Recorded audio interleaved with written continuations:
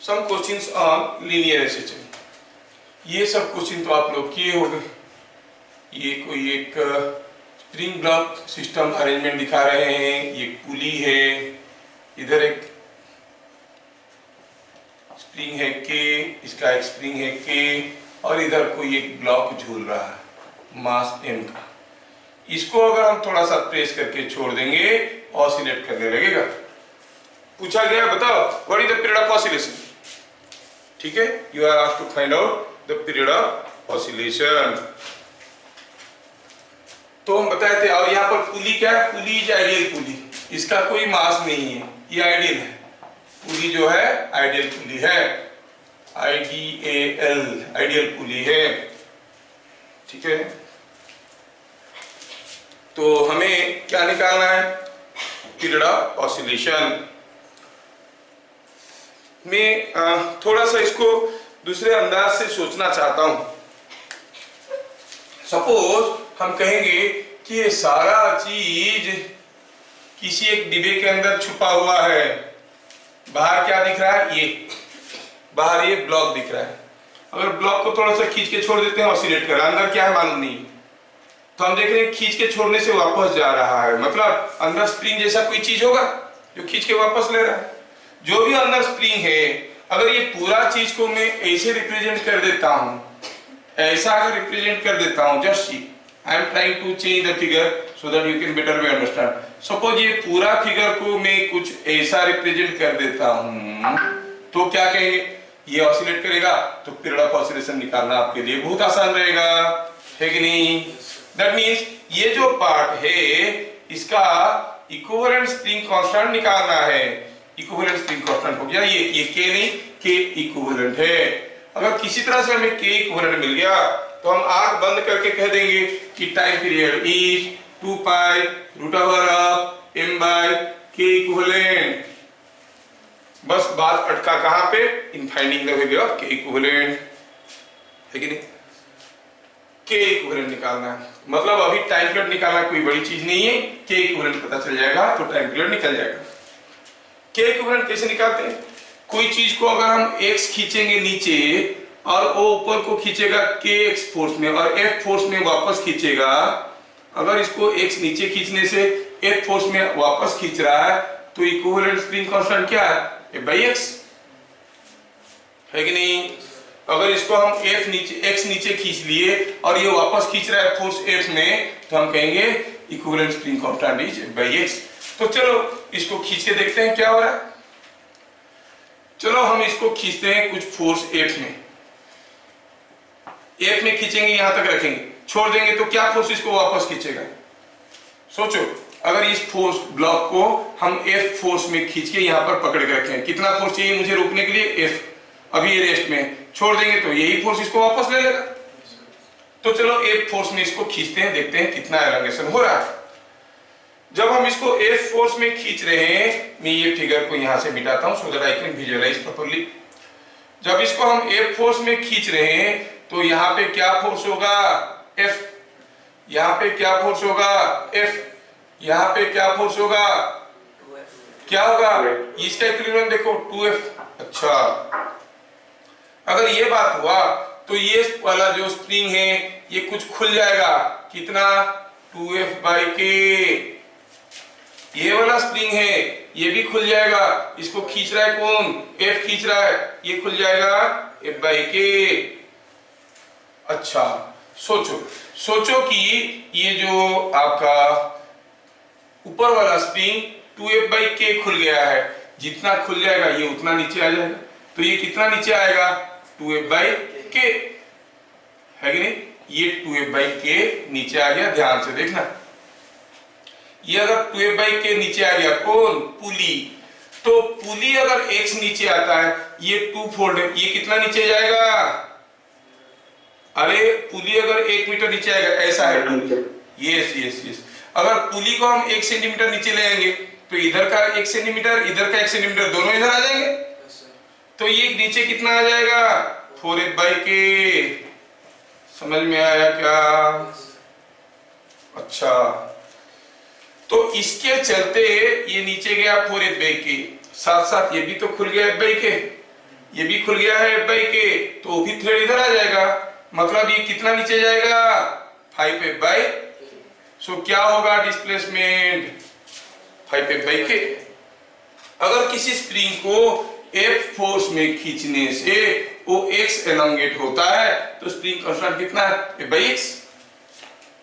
तो हम F force में खींचे, ये हुआ एलोंगेशन है ना, तो आप क्या कहोगे x is equal to 5F by K, तो इक्विवेलेंट स्प्रिंग कांस्टेंट क्या हो गया F by x, क्योंकि खींचे तो थे हम F फोर्स में ना, we have pulled it with a force F only from its equilibrium position, तो F by x का वैल्यू क्या हो गया K by, that is K equivalent, है कि नहीं।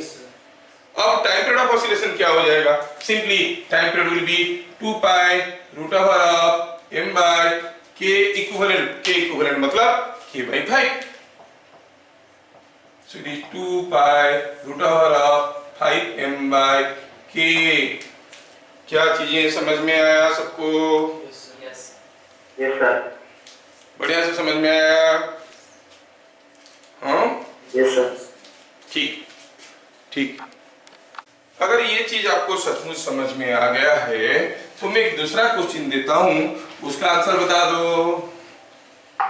सिंपल सा क्वेश्चन देता हूं, क्या है ये है कोई स्प्रिंग, ठीक है, इधर लगा है एक आइडियल पुली, इधर लगा है एक स्प्रिंग, और ये ऐसा है, ये है K, ये है 2K, और चलो मानते हैं कि ये आइडियल पुली है, यहां से जुड़ रहा है एक ब्लॉक मास m का। You are to find out period of small oscillation, pulley is ideal, तरीका वही रहेगा। अगर आप किसी तरह से इसको सिंगल स्प्रिंग से रिप्रेजेंट कर पाओगे तो आपका तो काम बन गया। अगर आप किसी तरह से इसको एक सिंगल स्प्रिंग से रिप्रेजेंट कर पाओगे तो आपका तो बन गया काम। मतलब ये पूरा अरेंजमेंट का इक्विवेलेंट स्प्रिंग कांस्टेंट आपको पता करना है। देखते हैं कितने लोग कर पाते हैं। ये क्वेश्चन को अक्सर लोग गलत कर देते हैं, इसलिए मैं दिया, अक्सर लोग गलत कर देते हैं।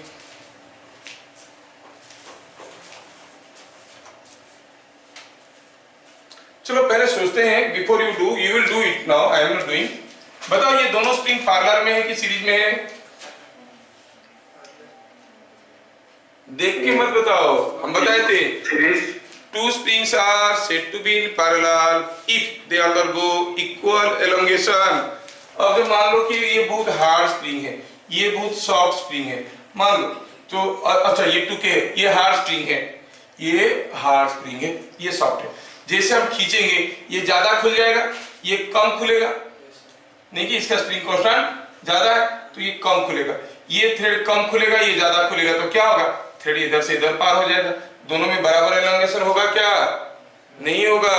क्या होगा बताओ? इन द मीनवाइल ये पुली घूम जाएगा ऐसे, है कि नहीं? ये ज्यादा लंबा होगा, ये कम लंबा होगा, they are not in parallel. तो आपको फिर फंडामेंटल से सोचना है, खाली दिखने से नहीं होता है, पैरेलल दिखने से पैरेलल नहीं होता है। पैरेलल का डेफिनेशन नहीं था कि दोनों के बीच में डिस्टेंस हरदम बराबर रहेगा, ऐसा नहीं था। तो फिर क्या करना है, period of oscillation you can try for 1 minute. फिर मैं करता हूं, अपने सिंग से जो पत्थर को उठाता है उसी का ताकत बनता है। हम उठा देंगे, आपका मसल पावर नहीं बढ़ने वाला। सोचो क्या करना है, एक फोर्स में खींच लो, देखो कितना एलोंगेशन हो रहा है, that's all. When you pull it with a force F, ये कितना एलोंगेशन होगा वो आपको बताना है, दैट्स ऑल। उतना ही तो काम है। Try, you can and you must. कुछ लोग कर चुके हैं, क्या आप अपना आंसर बताओगे? क्या आया? K इक्विवेलेंट करके बता दो, कितना आया? 8K/3। कोई ऐसे बता रहे हैं, any other answer? No, let me do it. कोई बोल रहे हैं 4K/3। आंसर तो अलग अलग आ रहा है, मजा आएगा कौन कितने पानी में। अब इसको हम खींचते हैं। चलो हम इसको खींचेंगे, कोई फोर्स F में पकड़ के रखें। अगर ये अब x नीचे जाएगा तो हम कहेंगे equivalent spring constant is F/x। जब हम F में खींचे, यहाँ पर फोर्स हुआ F, इक्विलिब्रियम में ये थ्रेड में तो टेंशन हर जगह बराबर होगा, बराबर होगा मतलब इसमें होगा F/2, इसमें होगा F/2, तो इसको खींचने वाला फोर्स होगा F/2, इसको खींचने वाला फोर्स होगा F/2। ये कितना खुल जाएगा?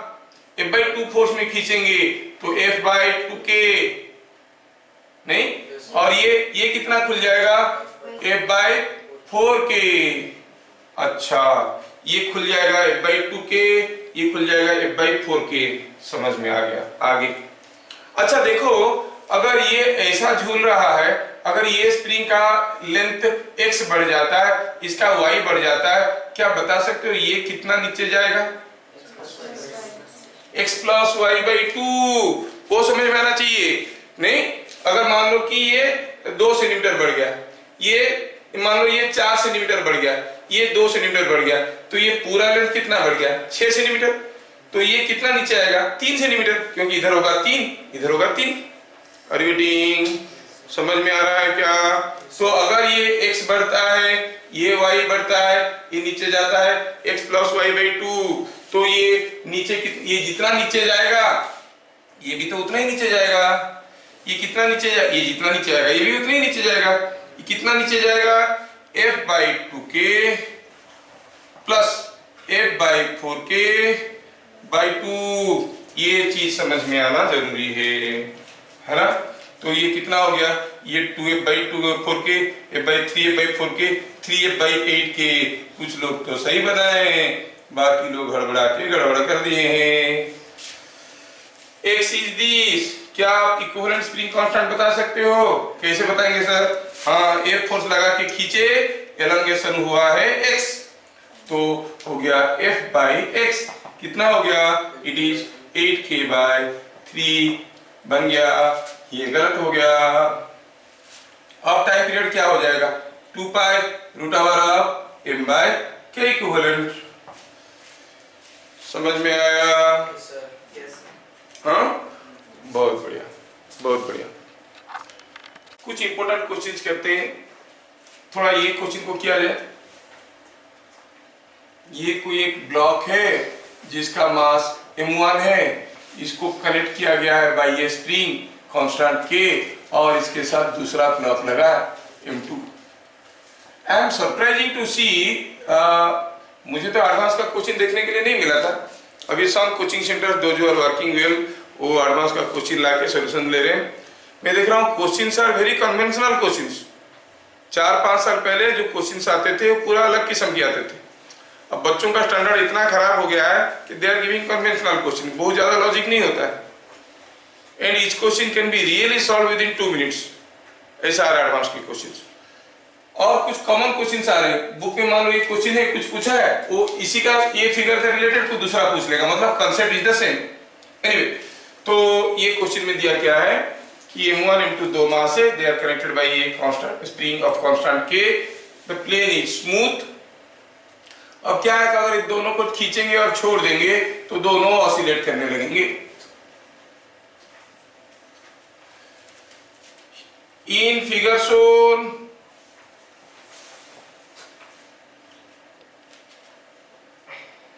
time period of oscillations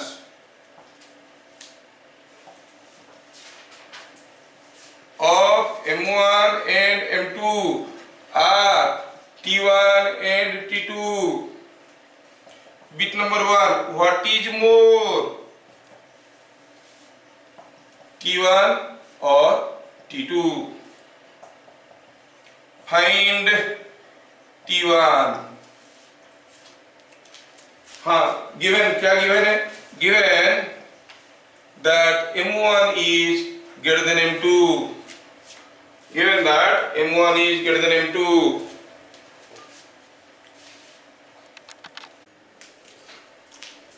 चलिए सोचते हैं। दोनों बैठे हुए थे ऐसे, k था स्प्रिंग कांस्टेंट, मैं दोनों को पकड़ के ऐसे खींच के रखा। Now I pulled them to some distance, कुछ दूर तक मैं इनको खींच लिया, ठीक है, इसको यहां तक खींच लिया, अब इसको यहां तक खींच लिया। अब यहां से मैं छोड़ने वाला हूं, वो चलने वाले। मैं छोड़ने से पहले what was the momentum of the system? Zero. If I consider the two block and the spring as a system, पकड़ के रखा था तो मोमेंटम जीरो था, छोड़ दिए, दोनों चलने लगे, what will the momentum of the system? Zero और नॉन जीरो?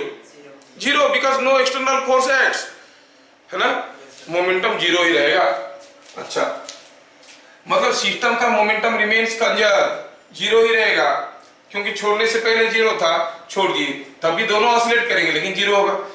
जीरो होगा का मतलब हुआ जब M1 रेस्ट में आएगा, M2 को रेस्ट में आना है, अगर M1 रेस्ट में आया, M2 रेस्ट में नहीं है, तो कुछ तो मोमेंटम आ जाएगा, है कि नहीं? इस मतलब जब M1 रेस्ट में आया तब M2 भी रेस्ट में आएगा, फिर M1 चलने लगा, उल्टा डायरेक्शन में M2 चलने लगेगा, फिर M1 रेस्ट में आया, M2 रेस्ट में आएगा, मतलब दोनों एक साथ ही ऑसिलेट करेंगे। ये रुका, वो रुका, ये वापस आया, वो वापस आया, ये गया, वो गया, ऐसे करके दोनों ऑसिलेट करेंगे। So time period of oscillation has to be same. समझ में आया क्या? तो क्या कहेंगे? As momentum of system is always zero, therefore both come to rest at same time। मतलब जैसे हम खींचे, अब M1 यहाँ पे है, M2 यहाँ पे है, M1 जब यहाँ पे आएगा रुकेगा, तब M2 भी यहाँ पे आया होगा, रुका होगा, मतलब M1 को आने के लिए जितना समय लगा M2 को आने के लिए उतना ही समय लगा, है कि नहीं? सो आप क्या कहोगे? T1 will be equal to T2। देखो परमाणिक बाबू तो सोच लिए, बहुत बढ़िया है। बीट नंबर 2, टाइम पीरियड निकालना, टाइम पीरियड ऑफ ऑसिलेशन। चलो खींचते हैं। अब जब इन दोनों को हम ऐसे खींचेंगे, सोच लो एक 2 kg का मास है और सपोज समझने के लिए ये दूसरा वाला 20 kg का मास है, हम दोनों को खींच के दूर लेना चाहते हैं। इसको फोर्स लगाया F, इसको फोर्स लगाया F, नेट फोर्स जीरो, है कि नहीं? Net force is zero. अब ये दोनों को खींचे हम, ये दोनों ऐसे गए, कौन ज्यादा दूर जाएगा? 2 kg की 20 kg? Why 2 kg will move more distance? You can interpret it in several ways। पहला हुआ फोर्स दोनों के ऊपर बराबर होते हुए भी इसका मास कम है, इसका एक्सीलरेशन ज्यादा होगा, ज्यादा दूर जाएगा। दूसरा हुआ what is the net force on the system? Zero. Net force on the system is zero means आप कहोगे कि centre of mass is not going to move, दोनों मूव करेंगे, centre of mass will not move, Newton's first law. As long as no external unbalanced force acts on a body or system of masses, the center of mass is not going to be changed, not going to change its state of rest or of motion। पहले ये rest में था centre of मास, अभी rest में रहेगा। मतलब अगर M1 गया बाई ये डिस्टेंस x1, M2 जाएगा बाई ये distance x2, M1 x1 M2 x2 में क्या रिलेशन कायम रहेगा सेंटर ऑफ मास कांस्टेंट रखने के लिए? M1 x1 must be equal to M2 x2, है कि नहीं? अच्छा, तो ऐसा है, बात हमें समझ में आ गया। अब मैं इसको करना चाहता हूं, let me work it out here, ठीक है? When bit number 2, when pulled away with same force, let their displacements be x1 and x2। मतलब अगर हम इसको x1 डिस्प्लेस करते हैं तो ये x2 डिस्प्लेस होता है, as centre of mass does not move. आपको समझ में आ रहा है सेंटर मास क्यों मूव नहीं कर रहा है? Because net force is zero. तो आप कहोगे M1 x1 must be equal to M2 x2। नहीं, इसका मतलब x2 का वैल्यू हमें मिल गया M1 x1 by M2। ठीक। हमें पूछा गया है time period of oscillation of M1, time period of oscillation of M1, थोड़ा ध्यान से देखना। Time period of oscillation of M1 तरीका क्या है, हम M1 को अभी x1 डिस्प्लेसमेंट दे चुके हैं, अब इसको छोड़ देंगे तो M1 वापस आएगा। देखना है कि रिस्टोरिंग फोर्स कितना है। When M1 is displaced by x1 from mean, ये लीनियर एसएचएम है कि एंगुलर एसएचएम है? लीनियर एसएचएम है। रिस्टोरिंग फोर्स देखेंगे कि रिस्टोरिंग टॉर्क देखेंगे? रिस्टोरिंग फोर्स, तो हम कहेंगे restoring force is equal to जो फोर्स इसको वापस खींच रहा है। क्या फोर्स वापस खींच रहा है? जब इसको x1 आगे ले लिए, स्प्रिंग कांस्टेंट k है, कोई बताएगा what is the restoring force? No no no no no no no no no no, जब ये x1 गया था ये x2 चला गया था। यस, स्प्रिंग में एलोंगेशन कितना हो गया था? x1 plus x2। तो अब स्प्रिंग इसको भी खींच रहा होगा kx1 प्लस x2 में, इसको भी खींच रहा होगा kx1 प्लस x2 में, तो आप कहोगे restoring force is kx1 plus x2, है ना। x2 का वैल्यू तो आपको मालूम है, x2 का वैल्यू डालो इसमें, x2 का वैल्यू डालो, क्या मिल रहा है देखो तो यहाँ पे it is kx1 plus m1 x1 bye m2। ध्यान से देखो, काफी बुक ने को रिड्यूस्ड मास करके दे दिया है। रिड्यूस्ड मास का कंसेप्ट बहुत अच्छा है, but then where to apply, where not to apply, you do not know. I'll tell you later what is reduced mass. When the number of masses are moving, you have to find out kinetic energy of each mass with respect to the center of mass, and assume the center of mass is moving with this kinetic energy. Then you find the equivalent mass. That is called reduced mass. Not required, is not there in your syllabus. ठीक है, तो ये book वाले क्या करते हैं, answer देके बैठा देते हैं, कहाँ आ गया वो फॉर्मूला, तो बोलते हैं ये रिड्यूस्ड मास है। अच्छा, kx1 plus m1 x1 bye m2, ये हो गया रिस्टोरिंग फोर्स। थोड़ा सा सजा के लिखे तो क्या मिल रहा है, F is equal to kx1 4 into m2 plus m1 by m2। अच्छा, तो क्या फोर्स प्रोपोर्शनल टू x1 है? हाँ है। जब हम x1 डिस्प्लेसमेंट दिए, क्या force is opposite to x1 है? हाँ है। तो ये एसएचएम है। जैसे पता चल गया कि ये एसएचएम है, हम क्या करेंगे, तुरंत निकाल देंगे एक्सीलरेशन किसका, जिसका डिस्प्लेसमेंट दिए थे। m1 को हम x1 लाए थे, m1 को रिस्टोरिंग फोर्स खींच रहा है, ये कितना एक्सीलरेशन में वापस जा रहा है, f बाई m1, ठीक है ना। So it is kx1 4 into m2 plus m1 by m1 m2, ठीक है। ये हो गया एक्सीलरेशन, है कि नहीं। अब हम जानते हैं कि एक्सीलरेशन एसएचएम में क्या होता है, ओमेगा स्क्वायर एक्स, एक्स मतलब डिस्प्लेसमेंट फ्रॉम मीन पोजीशन, कितना था x1, ओमेगा स्क्वायर x1। अब कंपेयर करो, ओमेगा का वैल्यू मिल गया कितना, k m1 plus m2 by m1 m2 whole root over.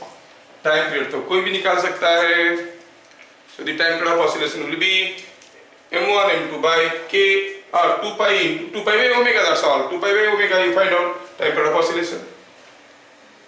अब देखो हम t1 निकालने की कोशिश किए, जो एक्सप्रेशन आया t2 निकालेंगे, एग्जैक्टली वही आएगा, because it is coming out to be a symmetrical expression, है ना। m1 और m2 को इक्वल प्रायोरिटी मिला है न्यूमरेटर में और डिनोमिनेटर में, ठीक है।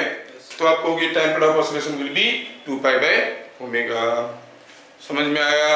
yes. तो ये क्वेश्चन बहुत ही पॉपुलर क्वेश्चन है, नॉन क्वेश्चन है, सारा बुक सारा मटेरियल में आपको मिल जाएगा, इसलिए आंसर याद रखो। आंसर याद रखो कि स्कूल वाले तो पूछेंगे नहीं, हमें तो जेई के लिए चाहिए। तो टाइम पीरियड क्या हो गया, 2 पाई m1 m2 by k times m1 plus m2। Answer को याद रखना, ठीक है।